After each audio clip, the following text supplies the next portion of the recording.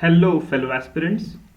This is me, Dr. Jagdish Jagtap, and in today's podcast, we'll be talking about the rail budget and should it be scrapped.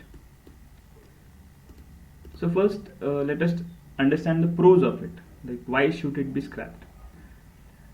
Since independence, India has added only 17,000 railway line tracks, and total is like 66,000 at present in India. So we can understand the dismal performance of Indian Railways after independence.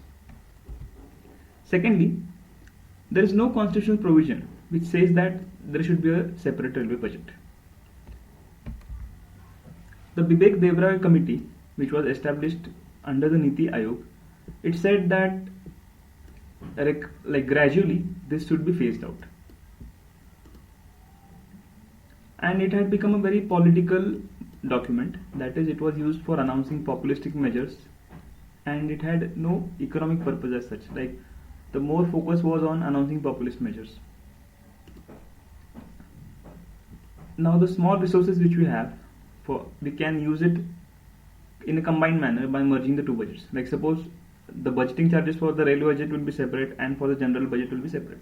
If they both are merged, then it will be the same charges for both of them. So that is a savings on the budgeting front. The MPs used to demand new trains and oppose fare hikes for political reasons.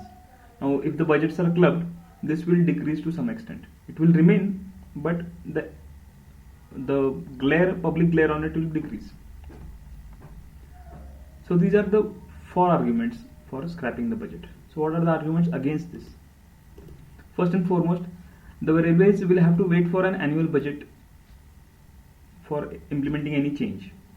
So to some extent the autonomy of the railways might get hampered. Secondly, at present the railways face very tough competition from road and civil aviation.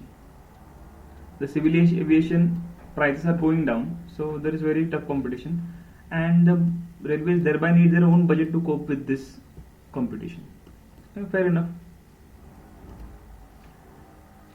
It might slow down the pace of privatization. The railway can turn into just another government department, halting pace of reforms and modernization. This might happen because the government has, the finance ministry has so many departments to take care of, and it might just lose its focus upon the railways if the budgets are clubbed together. So, but what should be the way ahead? Now, the government has implemented this decision. So these are just for the sake of discussion. The challenges or the cons. So we can just add one more thing, that instead of the rail budget or the just merely combining into the general budget, we can have a combined infrastructure budget, so that we can have a synergistic development of all transport sectors. Imagine a budget where the road, the rail, the civil aviation, all of them are combined together in a budget, so that their developments can be carried forward hand in hand. For example, suppose this is a certain city A, and I have to reach here. The railways are planning to put it on the rail map. So at the same time, even the road is trying to reach here. Even the flight is trying to reach here.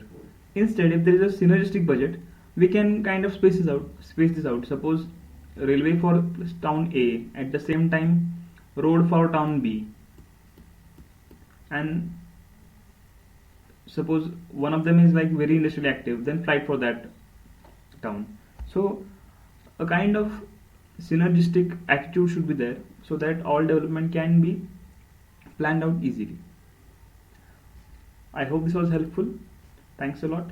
And if you have any queries, post them in the comments. I'll reply as soon as possible. Thanks a lot. Have an awesome day.